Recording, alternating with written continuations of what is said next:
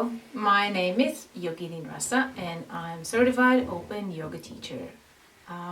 This material is for the site yogaopenyoga.com for people who want to open up yoga.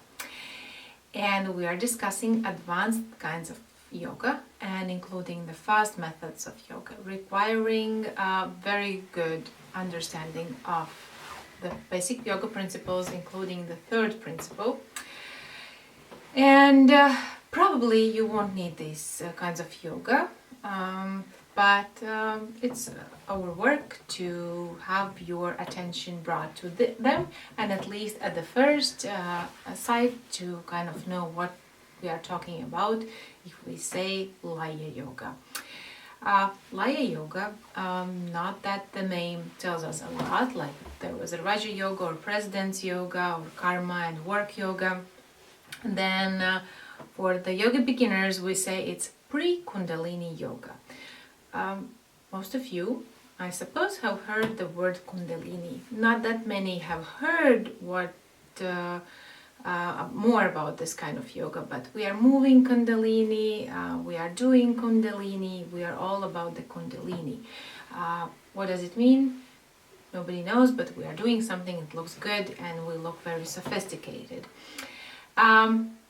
Then kundalini is our basic energy, and this is the Laya yoga itself is the training for kundalini yoga, for the kundalini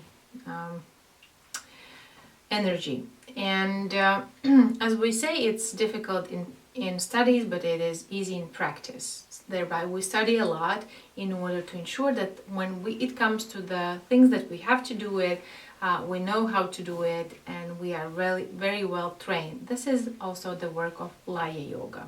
We don't lay somewhere and have some fun, but we really work. We have a wrong perception about ourselves. We don't know who we really are. Or there are, let's say, there are many negative aspects that we would like to work with. For example, some people get too stressed, some people get too angry, some people get too lazy, some people talk too much. Thereby, there is some dirt inside of us, some negative perception from the news, some negative life events, something that accumulates there. And this is some dirt, but for some reason, that is called ego, we don't let it go. We stick to this notion that this is my body, this is me, these are my thoughts, the mind is also me, and we don't let it go. Even sometimes we understand that mind is taking control over us, as we are not great Raja yogis, but we don't let it go. And it starts causing problems.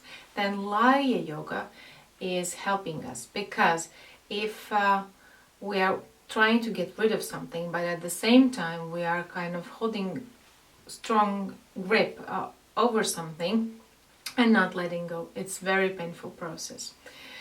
And for the kundalini to work well and not to cause dangerous moments, then this is what we have to do. We have to be very well prepared. We have to be clean of wrong perceptions. We kind of have to work with the negative aspects inside of us. And these are usually the aspects that we are aware of. And when you study yoga, that is the systems of exploration and exploring of the universe, you gradually see the causes and the consequences. You see what brings to what.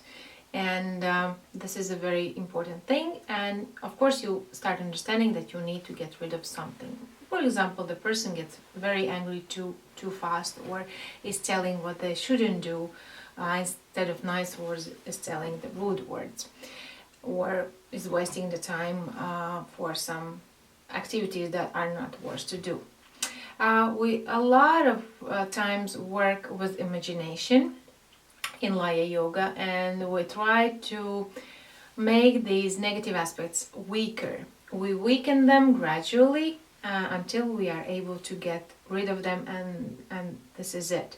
So we set the direction for kundalini. We start waking up the energy, but while this energy is drawing, there is specific reason for it. And think over things what you want to do in Laya yoga, and get ready for the kundalini yoga. It's going to be like a spaceship. This is going to be like a space journey. Very dangerous, very exciting, very promising. But are you ready to be the one that is going to bring the ship up and the one who will bring it back on the earth? So I have given you the first insight in this information. You will also have the test on this material, and the next time probably we are going to discuss kundalini yoga. Good luck.